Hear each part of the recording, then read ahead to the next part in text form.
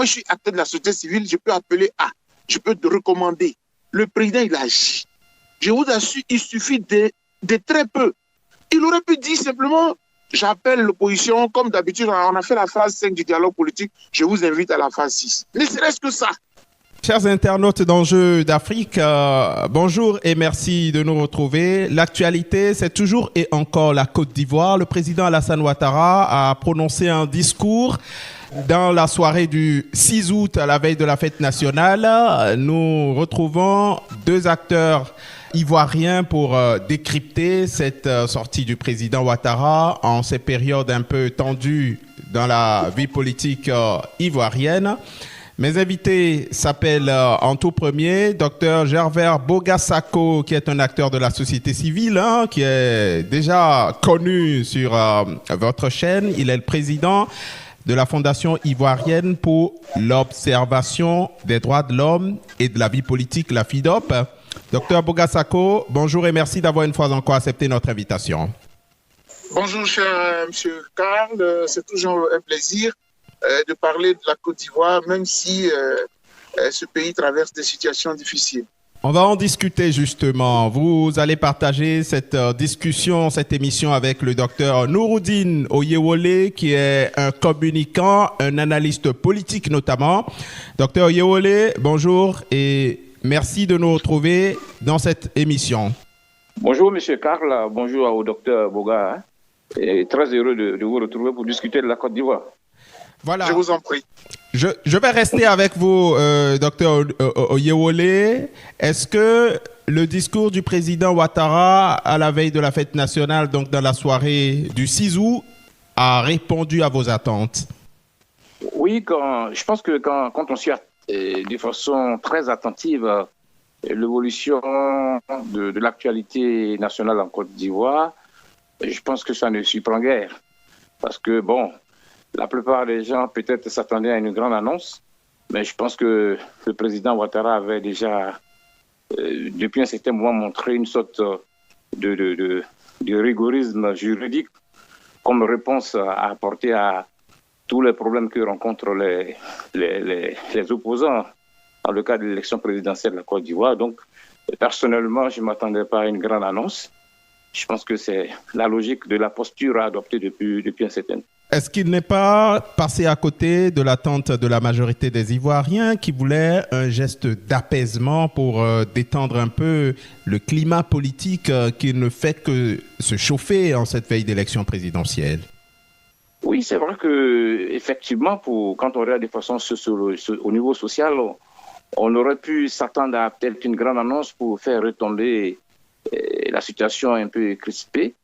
Véritablement, dans une certaine mesure, on pourrait dire que tout le monde a été un peu douché d'une certaine façon, mais pour ceux qui observent de façon objective le parcours de tout ce que nous connaissons au niveau de l'actualité ivoirienne, ben on n'est pas vraiment surpris par l'annonce du président, qui reste dans ses bottes et qui a adopté une posture qui est celle qui s'accroche à une réponse institutionnelle, juridique, aux problèmes politiques que connaît à présent la Côte d'Ivoire. Docteur Bogassako, j'imagine que vous avez été extrêmement déçu par cette sortie du président Ouattara, vous qui vous attendiez peut-être à une annonce qui apaise tout le peuple qui semble actuellement très tendu. Malheureusement, c'est un peu ce que je traverse personnellement. Et puis tous les membres de la FIDOP, on a eu pratiquement la même réaction. En fait, ce que nous disons là, c'est un peu le sentiment aussi de bon nombre d'Ivoiriens. Vous savez, notre pays traverse une situation très, très, très, très délicate. On a connu 2010 et tout le monde est terrorisé par ce qui s'est passé en 2010. Et donc, quand on arrive encore à une élection, même 2020 encore, c'était aussi catastrophique. Là, c'était une centaine de morts, précisément 87, officiellement. 2010, c'était 3000, officiellement, minimum. Aujourd'hui, on va vers une élection. Et les mêmes ingrédients qui se présentaient en 2010 sont là devant nous. Aujourd'hui, c'est encore plus grave. Parce qu'à l'époque, il n'y avait pas d'étudiants TIAM qui réveillent la jeunesse, qui mobilisent tout le PDCI. Il n'y avait pas toute cette... Donc aujourd'hui, c'est encore plus palpable, la tension. Et le président voit cela. Mais cela ne l'a pas empêché pour se déclarer candidat pour son 4e mandat, enfin le 2e de sa 3e République. Et aujourd'hui, il voit très bien que l'opposition est en train de... Enfin, quand je dis l'opposition, il y a toujours 2 tendances dans cette opposition. Une tendance, une aile dure qui prévoit des marches, etc. Et puis l'autre continue de négocier, tout ça pour obtenir un dialogue politique, pour que tout le monde se mette d'accord sur les conditions de l'élection, et puis aller à une élection qui puisse apaiser et satisfaire tout le monde. Non, non, non, non, non, non, non. Le président est venu là, il n'a pas tenu compte de tout cela. Il a fait un discours comme d'habitude, satisfaisiste total, il est heureux, il est fier, la Côte d'Ivoire va bien. Puis, démonstration de force à Bouaké. Mais tout ça, ça ne garantit pas la paix. Tant que vous n'arrivez pas à parler avec les opposants, avec la société civile, sur une question aussi cruciale que l'élection présidentielle, vous nous mettez en danger. C'est pour cela que la FIDOP a eu une posture qui est connue, notre dernière déclaration à ce sujet-là, c'est que le président de la République met la Côte d'Ivoire en danger. Lui, il se dit l'homme de la situation pour bloquer le terrorisme, etc. Mais à l'intérieur du pays même, il met le pays en danger, et même à l'extérieur aussi. Parce qu'il ne servait à rien de sacrifier ce jeune homme-là, Alino Faso. Tout ça, ça nous met en danger vis-à-vis de nos voisins, etc. Et pour tout Ivoirien qui est conscient de ce que la Côte d'Ivoire a traversé, on a quand même peur. Le président Ouattara a quand même appelé à la paix en perspective de cette élection d'octobre prochain. Dans son discours, il a appelé les uns et les autres à la paix.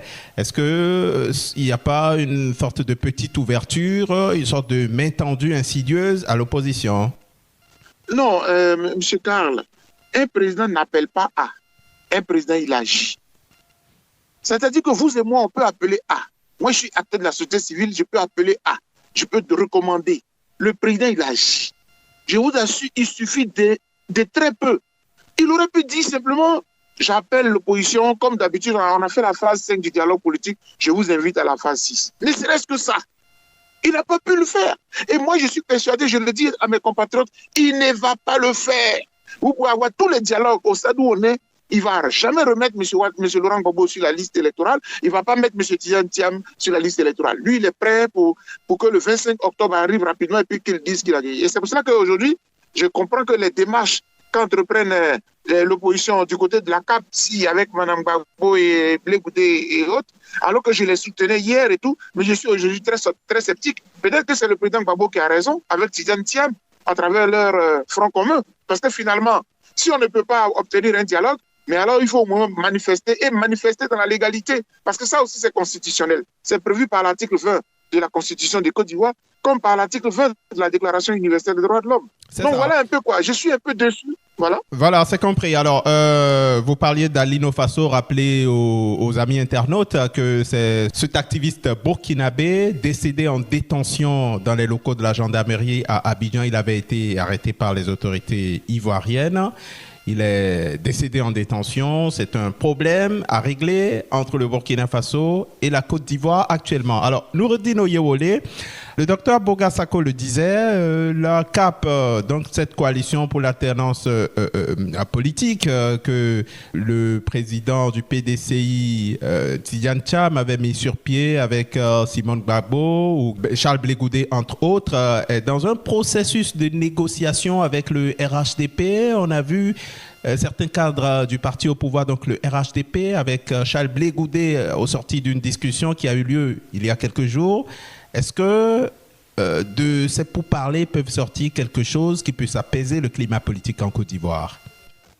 Je pense que, comme vous l'avez dit tout à l'heure, c'est une opposition qui croit encore au dialogue. Il faut reconnaître qu'au niveau de la CAP, les grands ténors sont sortis. Il y a le PDCI qui a rejoint le front commun.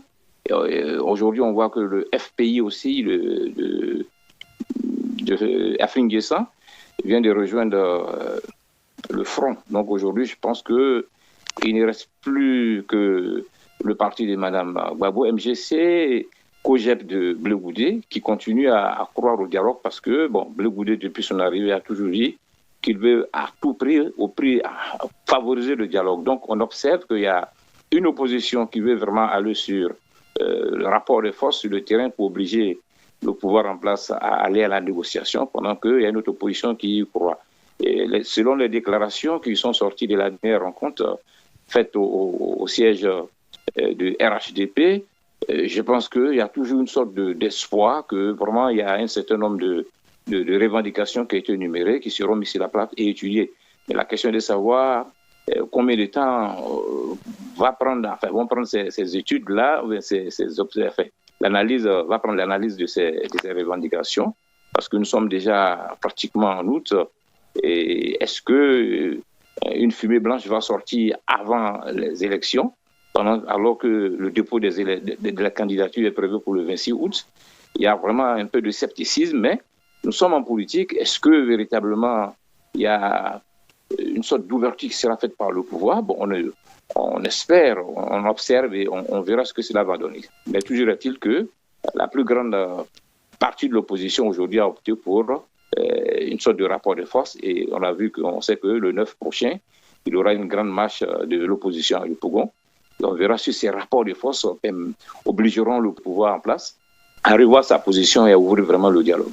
Alors, parlons justement de cette manifestation programmée par le Front commun, ayant désormais comme chef de file le PPRCI de Laurent Gbagbo et le PDCI de Tidjane Thiam. Samedi prochain, donc le 9, il y aura une manifestation. Il y a une autre manifestation qu'ils sont en train de projeter déjà pour le 16. Une série de manifestations est donc prévue. Est-ce que vous pensez que les Ivoiriens, je ne parle pas seulement des militants de ces partis-là, est-ce que vous pensez que les Ivoiriens vont sortir pour dire qu'ils ne sont pas d'accord avec la façon dont le processus électoral est conduit? Je pense que jusqu'à présent, quand on observe, les manifestations jusqu'à présent n'ont pas encore drainé le monde nécessaire, le seuil nécessaire, j'allais dire, pour vraiment faire comprendre au pouvoir que le rapport de force n'est pas en sa faveur. Je pense que si le président Ouattara continue à faire son discours, c'est parce que il est su que les rapports de force sont en sa faveur. Donc, on va voir si les prochaines manifestations véritablement mobiliseront suffisamment pour obliger le pouvoir à changer de posture. Mais la grande question, c'est qu'aujourd'hui, l'opposition n'arrive pas à mobiliser comme il se doit pour vraiment constituer ce rapport qui puisse pencher en sa faveur. Docteur Gervais Bogassako, est-ce que vous pensez que l'opposition n'est pas encore à la hauteur des enjeux, que le combat qu'elle déclare au RHDP de Alassane Ouattara n'est pas en sa faveur? Alors, d'abord une petite précision par rapport à ce que mon collègue docteur a dit. Je ne crois pas que le PDCI soit sorti de la CAPCI, la Coalition pour l'Alternance Pacifique, Côte d'Ivoire, de même que le FPI. Ce que je sais, c'est qu'ils ne sont pas d'accord sur la démarche de rencontrer le RHDP. C'est sur ce point-là. Or, vous savez que depuis que cette coalition existe, il y a eu plusieurs actes. Et donc, ils ont posé plusieurs actions. Et parfois, il y a des actions sur lesquelles ils n'obtiennent pas l'unanimité. Ça ne veut pas dire pour autant qu'on se retire. Avec les proches du président Tidjane Thiam, ils n'ont pas claqué la porte de la CAPCI, ni Afin Guessan d'ailleurs. Mais s'agissant de la rencontre avec le RHDP, je suis assez informé quand même pour dire que c'était une démarche qui avait obtenu l'assentiment de tout le monde. Ils avaient écrit en bonne et due forme, comme ils ont écrit à plusieurs instances qu'ils ont rencontrées. Sauf que le RHDP avait décliné, non, ils n'avaient pas décliné, ils avaient décalé en estimant qu'ils n'étaient pas prêts parce qu'ils avaient leur congrès. Et ça a découragé beaucoup. Lorsque le RHDP était maintenant prêt pour les recevoir, à ce moment-là, beaucoup ont dit que c'était trop tard parce que les choses avaient changé. Entre-temps, M. Tidjane Thiam avait signé le partenariat avec le président Gbagbo au sein pour créer donc ce qu'on appelait le Front commun. Donc, il faut bien dire, et moi, dans mon analyse, c'est que M. Tidjane Thiam, avec son PDCI RDA, sont un peu la courroie de transmission ou alors le point de jonction entre les deux oppositions. Tidjane Thiam est le patron de la CAPCI. Ce que je dis là, je le tiens de façon formelle, sauf si le PDCI me fait mentir. M. Tidjane Thiam est le patron de la CAPCI, Mme Gbagbo est porte-parole. M. Tidjane Thiam est un patron du Front commun comme Laurent Gbagbo. Donc, du coup, M. Tidjane Thiam peut être le point de jonction de cette opposition. C'est pour ça que je dis toujours à mes compatriotes qui sont euphoriques en traitant les uns de traîtres et de ceci, cela. Non, c'est une opposition qui, de façon stratégique, a deux voies. Une voie rigide dure et puis une voix de lobby. Et puis, de tous les cas, comme Mme Gbagbo le disait tantôt, l'objectif final, c'est de faire asseoir le pouvoir et puis discuter avec toute l'opposition réunie et la société civile. Lorsque j'ai fini de faire cette précision, mais cher ami, lorsque vous regardez le climat qui va en évoluant de façon radicale dans les violations des libertés et des droits de l'homme, avec des enlèvements des leaders politiques, des convocations tout azimut, des mises en scène, parce que j'appelle cela vraiment des mises en scène, où on brûle un bus, on s'attaque à un véhicule de police et systématiquement on accuse l'opposition avec quelqu'un qui vient lire des aveux à la télévision qui se réclame de l'opposition de M. Laurent Gbagbo. Tout ça, ce sont des mises en scène. Parce qu'en matière, dans un état de droit, on ne fait pas cela. C'est la justice. Tout le monde est présumé innocent, mais quelqu'un qui vient là, qui lit, qui fait des aveux sans son avocat, etc. Donc tout ça, c'est pour dire quoi? Les gens pensent que ça va décourager l'opposition, ça va décourager les Ivoiriens, mais non, au contraire. Parce que le président, il est dans son 4e mandat, c'est bien, mais en même temps, les autres ne sont pas sur la liste électorale, et vous voyez que la rancœur continue de monter. On veut faire une marche qui est une expression de la liberté des citoyens, on refuse, mais ça ne fait que révolter les gens. Même si aujourd'hui, ils ont obtenu de faire la marche dans Yopougon, de la place Sagiriba à la place Figuayo, mais c'est toujours bon à prendre parce que le but n'était pas aller non plus de renverser, de casser de la Côte d'Ivoire, c'était de démontrer une certaine force de l'opposition. L'occasion leur est donnée et je vous mets au défi. Avec les échos que j'ai, vous allez voir ce qui va se passer le 9 avec la marée humaine qu'on verra, surtout que maintenant et puis je n'aime pas toujours l'expression c'est autorisé, c'est autorisé. Dans le principe ivoirien, l'État n'a rien à autoriser. L'État doit simplement encadrer. L'État doit être informé et il doit déployer les forces nécessaires pour encadrer. C'est ce que dit la loi. Sinon, on n'est pas dans un système d'autorisation préalable. On est juste dans un système d'information préalable. Et c'est tout. Donc la marche, moi je pense que ce serait une très bonne... Vous et moi, nous constaterons, et la communauté internationale verra, parce que beaucoup de nos amis, parce que je suis ici, je parle beaucoup avec des gens de l'international. Non, mais si le pays est calme, ne dites pas que Ouattara est dans le faux. C'est lorsque vous allez nous montrer que l'opposition est déterminée et qu'on va sentir le danger que nous allons l'interpeller. Et je pense que c'est une très bonne occasion qui nous est donnée. Vous disiez tout à l'heure que la marche a été interdite. Reprécisez que les autorités ont dit qu'en perspective de la fête nationale du 7 août, il n'était pas possible de déployer les forces de l'ordre pour sécuriser la manifestation. Finalement, que la fête est passée, la manifestation aura lieu le 9. Non, M. Karl, excusez-moi. Le préfet d'Abidjan avait dit que la marche était annulée. Ce qui était d'ailleurs inapproprié. Ce n'est pas lui qui organise pour annuler. Il ne peut dire qu'elle est interdite. Donc, en fait, le vrai mot, c'est qu'elle était interdite. C'est parce que les organisateurs se sont entêtés qu'ils ont fait une deuxième proposition d'État. Sinon, le terme annulé était dans le texte officiel du discours de l'État à travers le préfet de police d'Abidjan. Donc, je tiens à le préciser. Alors, nous, Odile Oyewole, on revient à cette sortie du président Ouattara dans son discours du 6 août à la veille de la fête nationale. Il a fait des promesses, augmentation de la prime de fin d'année pour les fonctionnaires, revalorisation de cette même prime-là pour les retraités. Est-ce que Ouattara, finalement, n'est pas déjà en campagne? Et puis, on a vu toute la scène, ce qui a été organisé pour l'accueillir à Bouaké, où s'est tenue cette fête nationale, une liesse populaire. Les acteurs politiques savent bien organiser ce genre de choses.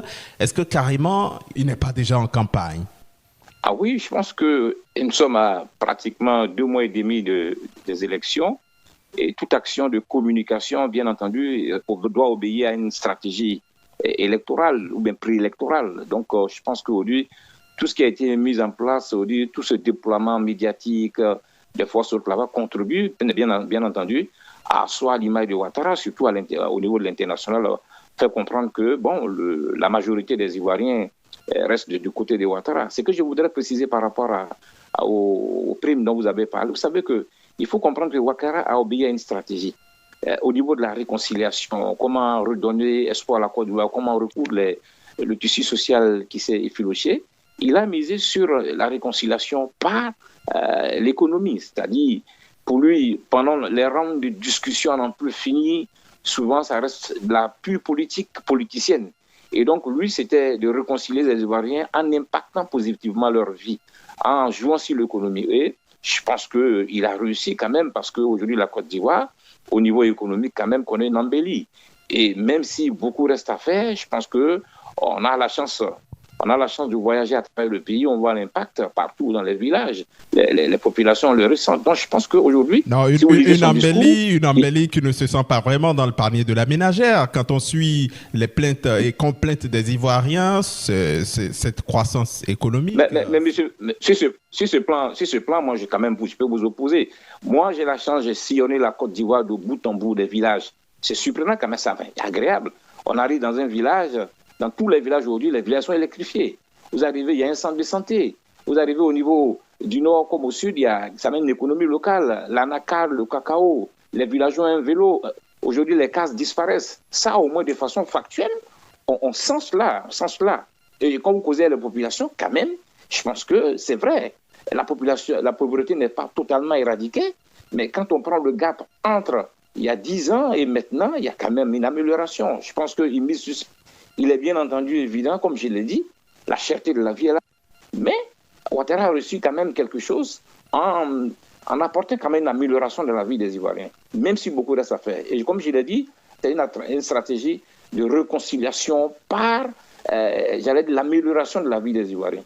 Et c'est sur ça qu'il surfe. Quand vous voyez son discours, il revient encore à travers ce discours comme s'il faisait un cadeau aux Ivoiriens pour dire, bon, les fonctionnaires vont connaître une augmentation de la prime annuelle, les retraités, ainsi de suite. Donc, moi, j'analyse, il est dans sa stratégie. Dès le début, il n'a pas trop misé sur la question du dialogue.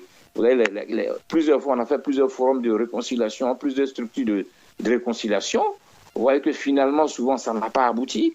Le retour du président Laurent Gbagbo au pays et autres là-bas, tout ça, ça n'a pas abouti parce qu'aujourd'hui, encore la question de son éligibilité, ainsi de suite. Donc, si on regarde bien Ouattara, la question des discussions politiques, il a mis ça au second plan.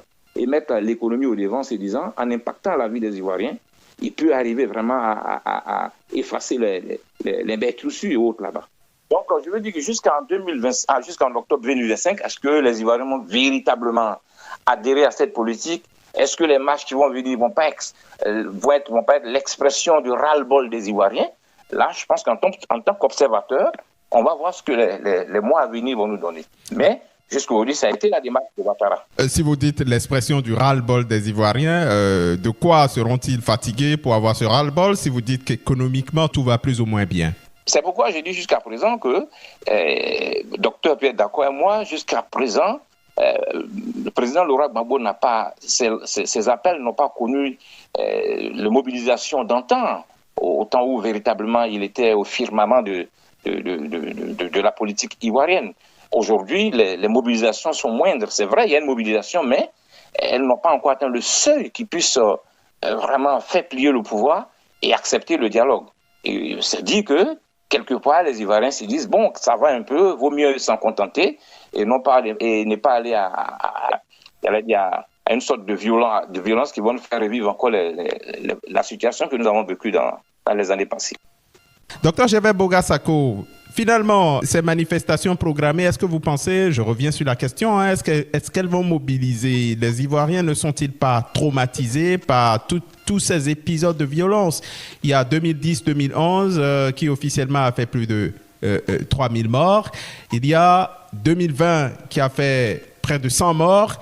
Est-ce que face à tous ces bains de sang qui ont eu lieu dans le pays, les populations ne sont pas plutôt traumatisées, n'ont pas plutôt peur de sortir, étant donné que, vous le rappeliez, le parti au pouvoir a souvent déversé certains miliciens pour effrayer les manifestants? D'abord, je voulais remercier mon copanéliste, mon collègue docteur, qui a fait une analyse sur la question sociale. Je voudrais quand même, c'est vrai que en ce qui me concerne, je ne suis pas vraiment un spécialiste de l'économie, mais il y a quand même une nuance dans les terminologies.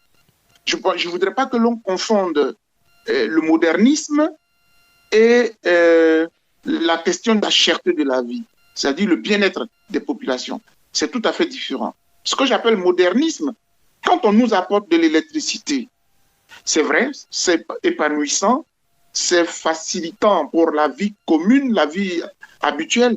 Mais en quoi est-ce que ça me nourrit? quand j'ai faim. Non, mais ça, c'est des indices de développement, toutefois, quand vous parlez de modernisme. Oui, on a parlé de l'IDH, on est d'accord avec la question de la santé. On a tellement rabâché ce terme de l'IDH, etc. Mais vous savez que la question de la cherté de la vie, c'est une réalité en Côte d'Ivoire. Moi, je suis fils de paysan, parce que mon père a eu des plantations de cacao, et c'est comme ça que j'ai fait toutes mes études en Côte d'Ivoire, pour être là où je suis aujourd'hui. Quand on dit ce qui améliorait notre vie, c'est lorsque le prix du cacao augmente, lorsque le cacao est bien payé, le café est bien payé, etc.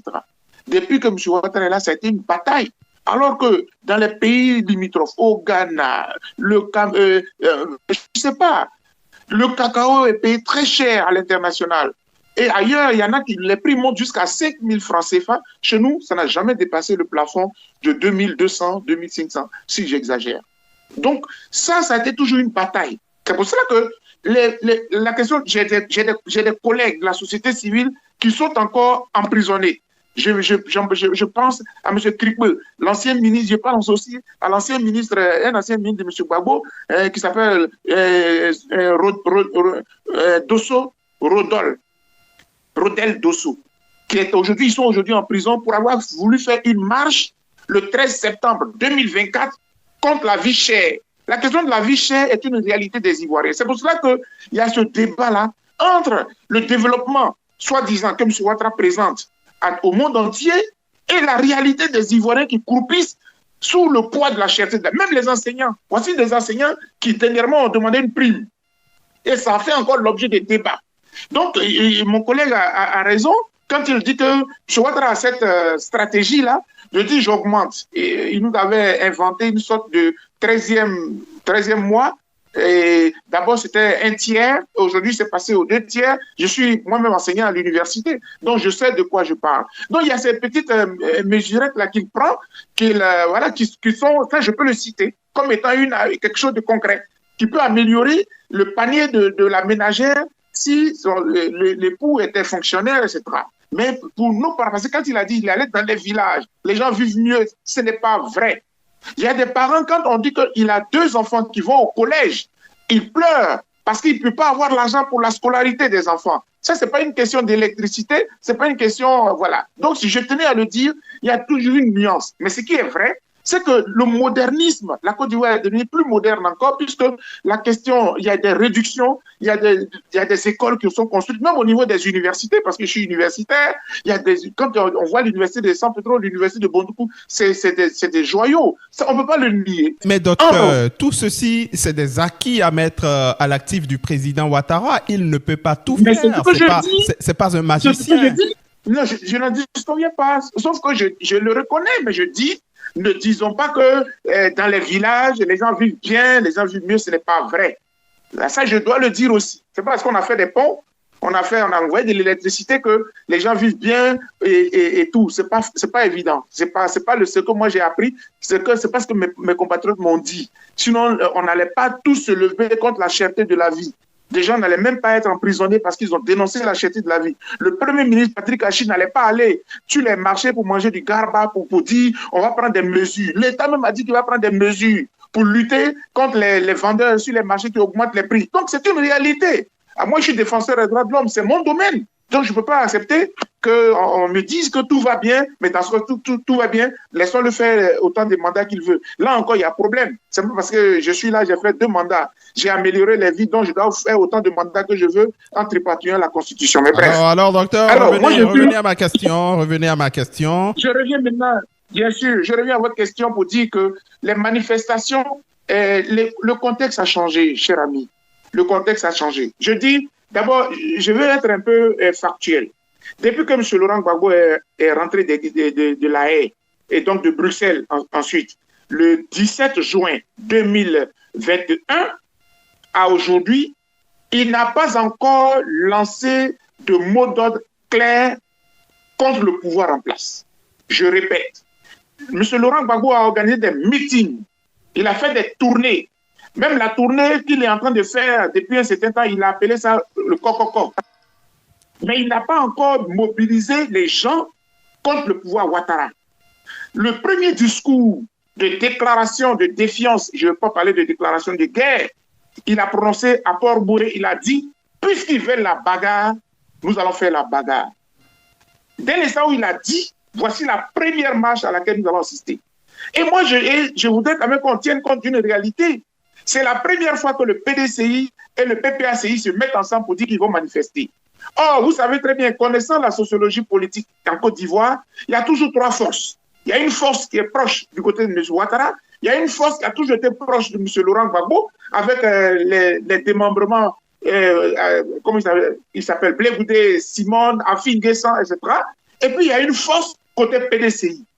Quand deux forces se mettent ensemble, les observateurs, notamment les Occidentaux, considèrent que la troisième force la tombe. C'est comme ça que Laurent Gbagbo a été considéré comme perdant à l'élection de 2010. Ce qui n'était pas forcément systématique dans les urnes. Mais bref. Donc aujourd'hui, quand les deux forces veulent marcher, je vous ai dit que depuis que nous sommes jeunes à aujourd'hui, le PDCI RDA n'a jamais été un parti de combattants, de manifestants, de protestataires dans les rues, ce n'était pas dans leur ADN. Sinon, en 2020, ça allait faire du grabuge, surtout lorsque le domicile de M. Harim Konan Bédié, paix à son âme, a été encerclé. Ils ont lancé des appels, mais ils n'ont pas cette culture. Aujourd'hui, je les écoute, je les vois, mais je suis surpris parce que la situation qu'ils traversent est en train de les réveiller. Et puis, pour le pouvoir, ils sont allés s'allier au président Laurent Gbagbo. C'est pour cela que je dis, ça promet, ça promet. Et moi, en tant que démocrate, je voudrais que ces manifestations-là aient l'ampleur qu'il faut pour que M. Ouattara comprenne que le mieux, c'est d'aller discuter entre Ivoiriens, entre leaders politiques, pour trouver un minimum de consensus. On n'a pas dit qu'il faut qu'il accepte toutes les revendications de la société, de l'opposition et de la société civile, mais il faut qu'il accepte le minimum. Le minimum, c'est d'ouvrir le jeu électoral. Lui-même, il était inéligible il y a quelques années, bon sang. On a dû prendre tous les sacrifices pour qu'il soit sur la liste électorale pour qu'on ait un peu de paix. Pourquoi lui aussi ne peut pas faire ça pour garantir la paix? Parce que moi qui vous parle, je cherche quoi? Je ne suis pas gouvernant, je ne suis pas candidat. Je veux la paix pour mon pays, c'est tout. Les Ivoiriens ne veulent que la paix. Il ne faut pas qu'à chaque élection présidentielle, on soit là à s'entre-déchirer parce qu'il y a un qui veut être seul sur la liste pour gagner l'élection avant même l'élection. Ce n'est pas possible, voyons. Le président Alassane Ouattara aussi, il a annoncé dans son discours plusieurs mesures. Il a remis en liberté plus de 8000 prisonniers, plus de 8500 précisément. Alors, docteur Boga-Sako, est-ce que tout ceci ne permet pas de détendre un peu l'atmosphère? Parmi les prisonniers là qui sont remis en liberté, est-ce qu'il n'y a pas ceux que vous qualifiez de détenus politiques? Malheureusement, cher ami, là où j'ai été encore déçu, c'est que dans le discours du président, il a bien précisé qu'il s'agit des délits de droit commun. Quand quelqu'un a dit cela, ça veut dire que tous les jeunes du PDCI-RDA qui ont été arrêtés récemment, ils ne sont pas concernés. Cela veut dire que les leaders, les jeunes du PPACI qui ont été arrêtés... Non, ils ne peuvent pas être graciés, étant donné qu'ils n'ont pas encore été jugés ni condamnés. Mais bien sûr, mais ça dit que je n'ai pas parlé de grâce, c'est-à-dire, oui, c'est vrai, mais en même temps, quand on prend dans un discours national, à la veille d'une élection, devant une crispations, le président de la République peut dire toutes les personnes, parce que justement, comme ils n'ont même pas encore été jugés, c'est tant mieux pour que le président dise toutes les personnes qui ont été arrêtées et en garde à vue, en attendant, ce n'est même pas la peine, ils vont sortir des prisons. Ça, ce sont des actes de réconciliation. Le président aurait pu faire ça, qu'au moins on aurait pu dire, ah, mais c'est possible quand même qu'on ait la paix. Aucun signe. Le président n'a donné aucun signe. Alors, et c'est pour cela que... Docteur Boga-Sako, il ne faut pas trop en demander au président non plus. Ça se base sur quel test juridique que le président remette en liberté des détenus qui n'ont même pas encore été jugés ni condamnés? Ça se passe sous quel texte aussi les enlèvements?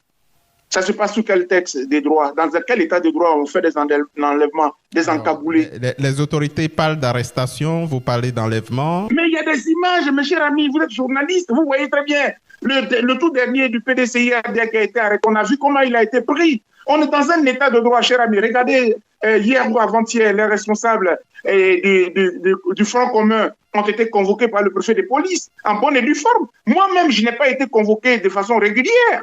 Le préfet de police m'appelle et me dit on a besoin de vous. Je dis mais sur quelle base? Dans un état de droit, je n'ai pas vu de convocation, j'ai un avocat. Non. On veut vous voir, maintenant voilà. et je ne me présente pas, ils sont à mon université, devant l'université en train de m'attendre. Vous pensez que ça, ce sont des mesures régulières? Et c'est connu, ça a été documenté, c'est filmé. Aujourd'hui, Dieu merci, on a les réseaux sociaux. Non, cher ami, on ne dit pas des choses parce qu'on veut incriminer quelqu'un. C'est ce que nous vivons au quotidien qui nous exaspère et qui met notre pays en danger. Parce que quand on enlève aujourd'hui, le porte-parole du PDC hier, il est où? Il a dû fuir comme moi, il se trouve en France. Le jeune docteur Chérif Ousmane, il est où? Il est aussi exfiltré. Et ça continue comme cela. Vous pensez que ça, c'est fait pour garantir une élection qui n'a même pas encore eu lieu et pour laquelle on arrête les gens, on poursuit les gens. Alors quand j'en parle, je dis, le président de la République avait le devoir de rassurer tout le monde, de mettre bas la terre et de nous dire que l'élection sera apaisée. Déjà même, on est dans une crise préélectorale. Il parle d'apaiser. La crise préélectorale est là. Tu ne fais rien pour qu'elle soit réglée et tu parles d'une élection qui sera apaisée. Et dans mon pays, nos étudiants ont l'habitude de dire quelque chose qui sera bon quand on voit, on le sait. Là où le danger va se présenter, quand on le voit, on le sait. Et moi, je dis, les mêmes causes produisant les mêmes effets, tous les ingrédients qui ont fait que 2010 est advenu sont là devant nous. Et on n'a pas besoin de magie pour intervenir. C'est pour ça que la communauté internationale, parfois aussi, il faut qu'elle prenne des mesures. Vous savez pourquoi les différentes délégations se sont poursuivies? Parce que nous leur avons écrit. Nous avons écrit à l'ONU. Nous avons écrit à l'Union européenne. Nous avons écrit à à l'Union africaine. Et là, ce samedi, ici aux États-Unis, nous serons encore à l'ONU. Cher ami, moi, je vois le danger venir. Et c'est pour ça que je hausse le ton. Parce que je me dis, pendant qu'il est encore temps, vous ne faites rien. Et après, vous allez dire que wow, Dieu ne nous aime pas. Le ciel nous est tombé sur la tête. Voici les acteurs. Et quand je parle comme cela, je parle à tous ceux qui sont autour de M. Ouattara. Malheureusement, ils ne sont même pas capables de lui dire un seul mot. Ils ne peuvent que crier quand il dit qu'il est candidat. Parce que tous sont liés à lui. S'il tombe, et tous tombent. Alors, il faut franchement jurer par lui. C'est ça, c'est compris. Alors, docteur Nouroudine Oyewole, Laurent Gbagbo. Vous pouvez me permettre de réagir? Allez-y d'abord. Réagissez donc. Je voulais dire au docteur Boga-Gervais que moi, ce qui me désole un peu au niveau de l'opposition, ils sont dans la stratégie des candidatures. Or, l'opposition devait être dans la stratégie de l'alternance. Aujourd'hui, pourquoi les gens ne peuvent pas mobiliser? On peut faire des analyses. Regardez aujourd'hui, je pense que quand je parle d'alternance, c'est-à-dire que l'opposition, devant la situation que présente le pouvoir en place, qui refuse de dialoguer, mais devait avoir une stratégie d'union pour qu'il y ait une candidature unique et appeler à voter celui-ci contre le pouvoir en place. Pourquoi l'opposition ne le fait pas? Aujourd'hui, au PDCI, au PPACI, celui qui a tenté de le faire, mais on l'a exclu du parti. Non, il n'a pas été exclu. Vous parlez de Awa Domelo, il n'a pas été exclu. Il a juste été démis de son poste de vice-président. Il reste militant du parti. Cette précision est importante. Ce que je veux montrer ici, c'est le refus de cette stratégie-là. Au niveau du PDCI, on voit Billon qui fait cavalier seul.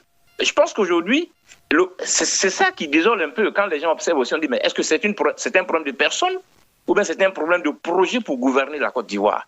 C'est ça. Ça aussi, je pense que l'opposition doit se revoir. Il ne faut pas seulement dire qu'à partir du moment où il y a une stratégie. Excusez-moi, M. Boga, je vous ai écouté.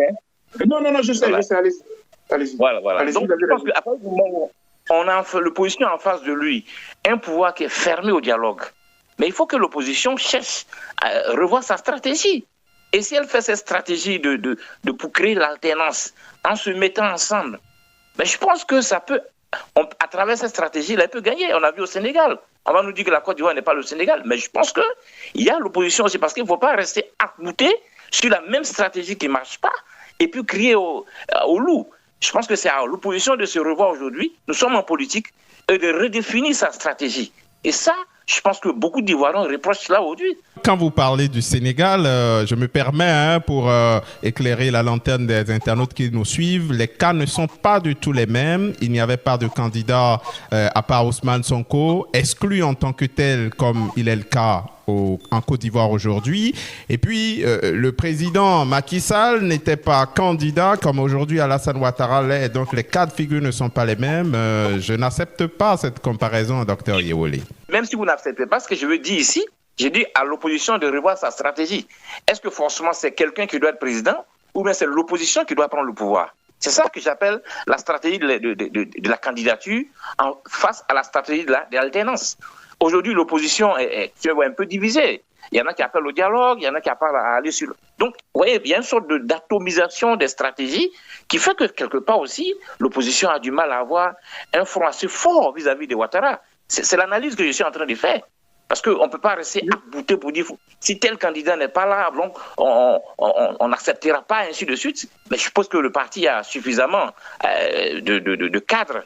Et le plus important, c'est d'avoir un candidat assez crédible et d'appeler à voter ce candidat contre Ouattara. Je pense que là, en ce moment, on contourne la stratégie que le pouvoir en place met en face de l'opposition. Et l'essentiel, c'est d'arriver au pouvoir. Et arriver au pouvoir, je pense que la négociation peut se faire pour autre chose. Je reste avec vous, Nouroudine Oyewole. Le président Gbagbo n'a pas accepté d'aller à l'invitation d'Alassane Ouattara pour la fête nationale. C'est quand même une fête nationale, fête de l'indépendance. Il a été invité en tant qu'ancien président. Est-ce que vous comprenez son refus de participer à ces festivités? Oui, on pourrait, c'est ce que je suis en train de dire, on pourrait comprendre son refus, mais le parti devait être présent quand même. Je pense qu'on fête l'indépendance de la Côte d'Ivoire, on fait la souveraineté de la Côte d'Ivoire, où le PPACI est un parti qui a pour credo le souverainisme, la souveraineté de la Côte d'Ivoire. Et je pense que ce n'est pas Ouattara qu'on fête, mais c'est l'État qu'on fête. C'est la Côte d'Ivoire, la liberté retrouvée qu'on fête. Et je pense que quand on ne voit pas d'opposition là, c'est un mauvais signal. C'est pour nous qui analysons. Parce qu'il faut se mettre au-dessus de tout. Dans tous les cas, la Côte d'Ivoire restera toujours la Côte d'Ivoire, elle n'appartient à personne. Nous sommes des acteurs, on va tous disparaître un jour, mais le pays doit continuer. Et je pense que pour moi, c'est politiquement, il faut comprendre que ce n'était pas beau de ne pas voir l'opposition là réunie. Ce n'est pas qu'on vient célébrer Ouattara. Je comprends la stratégie en se disant, en étant présent, c'est comme si on cautionnait Ouattara. Est-ce que Gbagbo, qui n'est pas un enfant politique, qui est un vieux de la vieille, n'a pas plutôt évité un piège? Parce que, vous savez, ces derniers temps, le gouvernement, ou du moins le parti au pouvoir, a fait distiller dans l'opinion cet appel qu'il y aurait eu en fin juillet entre Alassane Ouattara et Laurent Gbagbo. Bon, si dans l'opinion, on les voit encore ensemble, où on voit encore le PPACI à ces festivités, on pourrait se dire que ces acteurs s'entendent bien et que c'est le peuple qui le trompe. Est-ce qu'ils n'ont pas plutôt évité un piège? Oh bon, oui, ça c'est une analyse. Mais moi, j'aurais voulu qu'ils montrent au peuple qu'ils ont une certaine grandeur d'esprit. Tout est question de langage. En allant, ils peuvent tenir. Nous n'allons pas pour célébrer Ouattara. Nous sommes son pouvoir. Nous allons célébrer la souveraineté retrouvée de la Côte d'Ivoire. Donc c'est un message aux Ivoiriens et non un message pour Ouattara. Je pense que tout est une question d'analyse. Pour moi, il fallait y être. Pas peut-être Gbagbo n'est pas. On peut même envoyer une personnalité, pas de trop de haut rang, mais qui vient et qui dit que nous sommes là, pas pour célébrer Ouattara, mais nous sommes là pour célébrer la souveraineté de la Côte d'Ivoire. Je pense que là aussi, ça montre aussi cette volonté de se mettre au-dessus, parce que l'État, c'est une continuité. Tôt ou tard, si le PPACI revient au pouvoir, mais je pense que les acquis de Ouattara seront leurs acquis et ils vont partir de cela. Donc je pense qu'à un moment donné, il y a ce problème aussi que nous avons en Afrique. Et je vais donner maintenant la parole au docteur Boga Sako qui voulait l'arracher. Vous l'avez maintenant, allez-y, réagissez. Non, ce n'était pas vraiment de l'arracher, c'était juste pour dire à mon co-débatteur que j'étais d'accord avec son analyse, selon laquelle l'opposition était dans une logique, une stratégie incompréhensible lorsque l'opposition ne pense pas avoir un candidat unique, ne pense pas vraiment à l'alternance, mais voilà. Je voulais lui dire simplement que pour les avoir un peu côtoyés et observés de près, même parfois même par le dedans, il y a quelque chose qui est un peu gênant, c'est que il me semble qu'ils n'ont pas été préparés à cette alternative de second couteau ou bien de plan B, etc. Et lorsque j'ai écouté les proches du président Laurent Gbagbo et pourquoi ils s'en sont pris à la candidature de M. Tombolo, qui est quelqu'un de très brillant, qui est très bien placé, c'est leur ami de longue lutte, de longue date. Seulement, c'est qu'ils se disent, en acceptant même la possibilité d'un plan B, c'est s'avouer vaincu. Parce que le problème de Laurent Gbagbo est un peu particulier, chers collègues, chers docteurs. C'est-à-dire que c'est à la fois une sorte de frustration qui dépasse même le cadre électoral. Quelqu'un a dirigé, il a bien dirigé, il a eu des problèmes, on l'a envoyé à la CPI, il est acquitté, et puis on dit qu'il a volé, il a cassé la BCEAO. La BCEAO elle-même s'en plaint pas. Donc c'est un procès qui a été inventé de toutes pièces, et puis il est déchu de son droit de voter. Et ça, c'est vraiment, il est vraiment peiné pour ça. Donc les militants, ils sont dans une double logique de réhabiliter l'homme qui a été blanchi par la plus haute cour de juridiction internationale, mais en même temps de lui donner le droit de candidater parce qu'il en a le droit. Voilà les deux missions. Donc, quiconque vient avec un plan B, il est un peu considéré comme un fossoyeur de la lutte. Sinon, quand j'ai écouté Awa Melo, mais quelle pertinence d'analyse pour dire Laurent Gbagbo a toujours été notre champion, mais comme on ne sait jamais comment la Cour constitutionnelle va réagir, il faut qu'on mette au moins une ou deux personnes à côté de lui. Et au cas où il est bloqué, eux, ils ne veulent même pas accepter l'idée de Kabou. Et donc, je leur ai dit, est-ce à dire que vous êtes dans un combat à mort? Parce que ce que dit Don Melo, quand on lutte, on peut gagner comme on peut perdre. Et si on perd, il y a un plan B. C'est ce que Don Melo est. Les autres disent pas question. L'élection ne peut pas avoir lieu s'il n'y a pas Laurent Gbagbo. Donc, Dr Bogassako, à bien vous comprendre, ceux qui disent que les militants de PPACI considèrent cette élection comme un match retour des événements de 2010-2011 ont parfaitement raison. Laurent Gbagbo veut en quelque sorte prendre sa revanche. Je ne peux pas leur donner parfaitement raison. Parce qu'on dit parfaitement raison, c'est comme s'il n'y avait pas... Oh, il y a autre chose. Il y a un certain Tidjane Thiam aussi, qui est dans cette logique-là. Est-ce que lui aussi, il est dans une revanche? Tidjane Thiam n'est pas dans une revanche. C'est que le régime Ouattara est dans une stratégie d'éliminer pour éliminer. Et là, les Ivoiriens ne veulent plus accepter cela. Je le répète, c'est une façon de faire la démocratie qui n'est pas bonne. On parle du cas Laurent Gbagbo. Mis à part toutes ces considérations, est-ce que, docteur, quelque part, la classe politique, est-ce que c'est pas un échec pour les acteurs politiques ivoiriens de polariser le débat entre deux vieux octogénaires qui prennent tout un peuple en otage?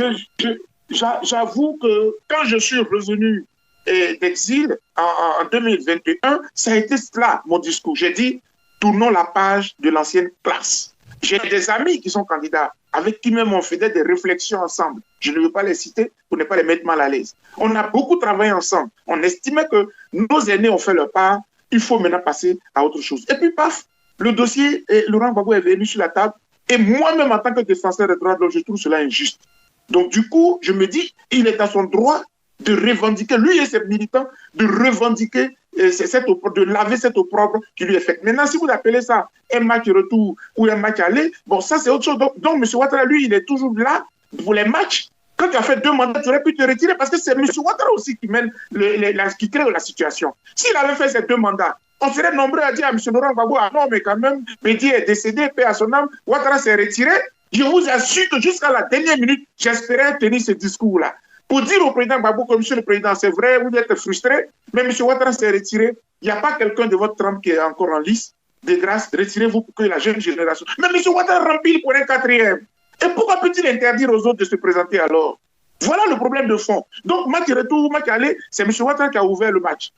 C'est lui qui a ouvert le match. Alors, ils vont le jouer et nous, on va les regarder. Bref, donc moi, je tenais à dire à mon co-panéliste que je suis tout à fait d'accord avec lui qu'on aurait pu envisager les plans B. Je vous assure qu'il y a du vivier, c'est vrai.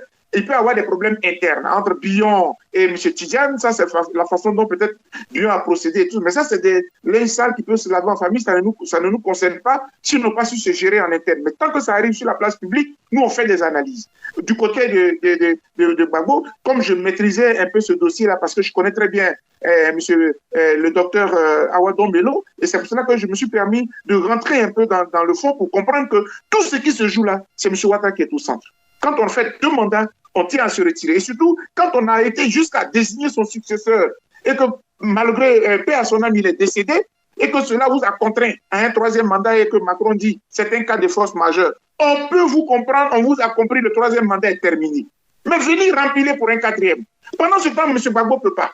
Pendant ce temps, il n'y a pas d'étudiants, il n'y a pas de Soro Guillaume, il n'y a pas de Blé Goudé. Ah non, franchement. Chers invités, on va amorcer tout doucement la descente de cette émission. Nouroudine Oyewole, alors est-ce que vous, en tant qu'Ivoirien, vous êtes inquiet? Vous pensez que le sang va encore couler à la lui où les choses vont, ou bien tout simplement le président Ouattara maîtrise tellement son affaire que rien ne va se passer? Bon, je pense que il faut le dire, quand on regarde un peu la psychologie au lit des Ivoiriens, c'est vrai. Comme l'a dit le docteur, il y a beaucoup de frustration au niveau des hommes de l'opposition. Mais vous savez que ce qu'on a traversé est tellement grave, il y a beaucoup de traumatisme. Et les gens se disent, entre vivre et puis vraiment aller se bagarrer, bon, vaut mieux choisir vivre. Donc il y a une sorte de résignation quelque part. C'est-à-dire, même si les gens ne sont pas d'accord, les gens se disent, bon, vaut mieux être dans cette quiétude qu'on a à présent, même si elle est précaire, vaut mieux l'avoir que de mettre encore le pays en danger. Donc il y a cette situation-là qui traverse l'ensemble des Ivoiriens et qui finalement se disent, vous allez voir, quand on lit un peu aujourd'hui ce qui est contre l'espace public, c'est-à-dire les réseaux sociaux, beaucoup se disent, bon, vraiment on veut la paix partout, les Ivoiriens vraiment veulent la paix. Et donc c'est vrai que les acteurs politiques doivent vraiment avoir une certaine hauteur d'esprit pour véritablement permettre aux Ivoiriens de vivre. Donc aujourd'hui, c'est entre peur, entre résignation, entre volonté de paix. Et si ceux-là sont nombreux, vous comprenez que les gens ne voudront pas aller au charbon pour se livrer. Ça, je pense que c'est véritablement le fond du problème. Et donc, c'est la question, comment l'opposition arrivera en sortant juste de la question des personnes. Parce que si c'est toute personne qu'on veut seulement défendre, ça pose un problème. Mais si c'est un projet, si c'est une situation qu'on veut décrire pour que véritablement il y ait une amélioration, ainsi de suite, je pense que ça peut mobiliser plus. Vous allez voir jusqu'aujourd'hui, le discours, les éléments des langages de l'opposition aussi sont des éléments des langages qui ne touchent pas les problèmes de situation, d'amélioration de la situation des Ivoiriens. On est tous restés focalisés sur la candidature des hommes politiques. Oui, et ça, ça a du mal à mobiliser. Avant de dérouler un projet de société, il faut tout mettre sûr d'être candidat, M. Oyewole. Je suis parfaitement d'accord avec vous, mais vous voyez que quand ça c'est le sentiment de l'Ivoirien moyen. Si c'est bon pour dire à les hommes politiques, vous allez, qu'ils mettent les enfants devant, et puis nous aussi on va les suivre. Les enfants sont à l'extérieur, et c'est nous qui veulent utiliser comme des boucliers, on n'est pas d'accord. Vous voyez, ces gens ça veut dire quoi? On se bat pour quelqu'un. Et là aujourd'hui, il faut repositionner pour dire, c'est quelqu'un pour lequel on ne se bat pas pour quelqu'un, mais on se bat pour un idéal, pour l'amélioration de la situation. Donc je pense qu'au niveau du langage, il y a ce langage-là qui n'existe pas là, n'arrive pas à véritablement mobiliser les Ivoiriens, parce que ça reste, comme vous l'avez dit, ça devient comme un combat entre une génération, comme un match retour, comme vous avez dit autre là-bas. Et quand c'est comme ça, l'Ivoirien moyen réfléchit, parce que la Côte d'Ivoire n'est pas à sa première crise. On a vu beaucoup de choses, donc beaucoup de personnes réfléchissent. Nous, on a des amis de tous les camps qui sont tombés. Souvent, on pense à eux. On se dit, mais ils ne vivent plus. Qu'est-ce que ça a apporté? On ne se souvient même pas qu'ils sont battus pour ces personnes-là. Donc, ça laisse à réfléchir pour l'Ivoirien moyen. Et je pense que c'est surtout ça le fond du problème et qui fait qu'aujourd'hui, on se demande, on va voir, on espère que le pays ne va pas basculer dans la violence comme on le pressent, mais enfin, on espère qu'on ne va pas arriver à cela parce qu'au-delà de tout, la Côte d'Ivoire doit pouvoir continuer à sa route et que la paix soit préservée. Une toute dernière question que je vous adresse avant de vous laisser partir. La manifestation du 9 août prochain, donc samedi prochain, du Front commun PPACI-PDCI, est-ce que vous pensez qu'elle va mobiliser du monde? Est-ce que vous pensez que le rapport de force va être tellement influent que Ouattara va prendre peur? On va dire les choses comme ça. Vous savez qu'au départ, la manifestation était prévue sur le boulevard qu'on appelle aujourd'hui au Fauboigny, Félix Fauboigny. Aujourd'hui, ça a été remis à Yopougon. Yopougon qui est le fief du PPACI et puis d'une bonne partie aussi des militants du PDCI, qui est un parti populaire. Je pense que de façon stratégique, si l'opposition a remis à Yopougon, c'est pour faciliter l'affluence de la population. Je pense que c'est une marche qui pourrait vraiment mobiliser beaucoup de personnes parce que ça ne va pas demander trop d'efforts aux populations pour aller sur le lieu du meeting. Donc je pense que de façon stratégique, ça a été bien repositionné et il est normal de croire que ça pourrait mobiliser beaucoup de personnes. Merci beaucoup à vous, docteur Nouroudine Oyewole, communicant, analyste politique. Merci d'avoir apporté votre lumière sur la crise que traverse actuellement la Côte d'Ivoire en perspective de la présidentielle d'octobre prochain. Merci beaucoup à vous aussi. Merci beaucoup. Alors, on va terminer avec le docteur Boga Sako. Je vais vous poser une question qui fâche. Ça me plaît bien de vous taquiner comme ça. Docteur, est-ce que vous n'êtes pas un peu trop alarmiste? Vous n'êtes pas en Côte d'Ivoire, vous êtes en exil, vous êtes aux États-Unis et vous pensez que tout va mal dans le pays, que les gens sont en colère, alors que le docteur Oyewole, lui, qui est en place, pense que les gens sont plutôt plus ou moins dans la majorité indifférents, qu'ils ont plutôt peur de sortir pour se faire tuer. Est-ce que vous n'êtes pas un peu trop alarmiste? Je ne sais pas si finalement c'est un défaut ou alors peut-être un avantage aussi d'être, comment dirais-je, alarmiste pour prévoir. Moi, je suis un défenseur des droits de l'homme. Je préfère alerter. Alors, je préfère encore être alarmiste que d'être plutôt un putschiste ou alors d'être un rebelle. Il y en a qui n'ont pas été alarmistes en Côte d'Ivoire, qui ont carrément pris les armes. En fait, j'exprime une colère. Je suis quelque part aussi littéraire et la colère, je préfère l'exprimer. Mais je l'exprime dans le bon sens. J'ai peur que l'on ne laisse une seule personne tuer. Moi, en fait, je ne comprends pas comment dans cette Afrique, on tue les gens comme si on s'amusait. Donc, c'est le militant des droits de l'homme qui pleure, quoi. Dans mon pays, là, on tue et puis il n'y a rien. Et je trouve que c'est un peu vraiment révoltant qu'on s'amuse. En Occident, les droits de l'homme ont évolué. Les gens luttent maintenant pour les droits des animaux. Comment les animaux vont avoir des droits? Comment l'homme a droit à un animal domestique? Voici à quel niveau ils sont. Ils sont en train de penser à l'intelligence artificielle. Nous, on tue parce que je veux être au pouvoir. C'est ça qui me révolte. C'est pas être alarmiste. Si on nous avait entendu, on n'aurait pas eu 3000 morts. J'ai demandé à l'ONU, récoltez les voix, faites un troisième tour, ça vaut mieux. Et on ne m'a pas entendu. Je suis qui? 3000 morts. Et puis on est content. À cause de quoi? Du business, les intérêts. Chaque pays a son intérêt. Sarkozy avait ses intérêts, etc., etc. Vous pensez que je suis heureux? Je ne suis pas heureux en tant qu'Africain. Parce que ce qui se passe en Afrique, là, ça ne se passe pas en Occident. Et je prends toujours cet exemple. Lorsque j'ai été en Israël, en pèlerinage, j'ai été frappé par le fait qu'il y avait un prisonnier israélien qui s'appelle Shalit. Vous pouvez aller sur Google, vous pouvez tomber sur cette histoire-là, qui avait été pris par les Palestiniens. Après moult négociations pour libérer le seul prisonnier palestinien, et le seul prisonnier israélien, les Palestiniens ont réclamé à Israël 1000 prisonniers. Et on a libéré Shalit contre 1000 prisonniers. Pour un seul, tout l'Israël s'était mobilisé. En France, lorsqu'il y a des otages, tout le pays se mobilise. Mais en Côte d'Ivoire, mais en Afrique, un citoyen meurt, on s'en fout, la vie continue. C'est ça qui me révolte. Et je préfère crier pour que le danger que moi je vois là, vous pensez que je suis le seul à voir? Si on m'avait entendu, je vous assure qu'il n'y aurait pas eu 3000 morts. C'est pour ça que j'ai été en exil. Parce que j'ai parlé avant. J'ai dit à la communauté internationale, vous vous trompez. Vous vous trompez ce que vous avez fait. Et j'ai eu raison. Laurent Gbagbo Olowalanti n'a rien fait. Blé Goudé n'a rien fait. Bon, qui a tué les 3000 là? Et c'est le même discours là que je tiens aujourd'hui encore. On me dit, docteur Boga, on t'a vu ici soutenir le CNT. Je te fais si très... Mais je préfère soutenir le CNT qui n'avait pas d'armée plutôt que de soutenir une rébellion armée.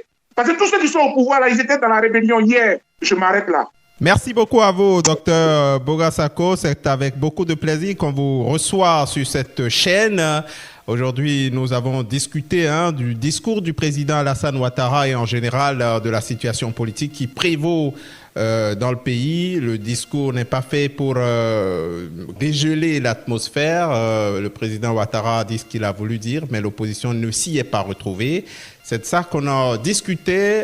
Je rappelle que vous êtes le président de la Fondation ivoirienne pour l'observation des droits de l'homme et de la vie politique, la FIDOP, un acteur de la société civile. Donc, merci une fois encore à vous, docteur Boga Sako. C'est moi qui vous remercie. Merci aussi à mon frère, docteur. Rappelez-moi au moins le nom que je le garde. Nouroudine Oyewole. Pardon? Nouroudine Oyewole. Et Odé, enchanté. Vraiment, merci beaucoup, cher ami. Merci beaucoup. Merci, docteur. Merci beaucoup. C'était un plaisir. Merci beaucoup. Merci à vous, chers invités, d'avoir partagé cet instant de discussion avec nos internautes. Merci également à eux de nous avoir suivis. On se retrouve toujours sur le même canal pour d'autres émissions concernant les enjeux et les défis de notre continent commun, l'Afrique. À très vite, donc.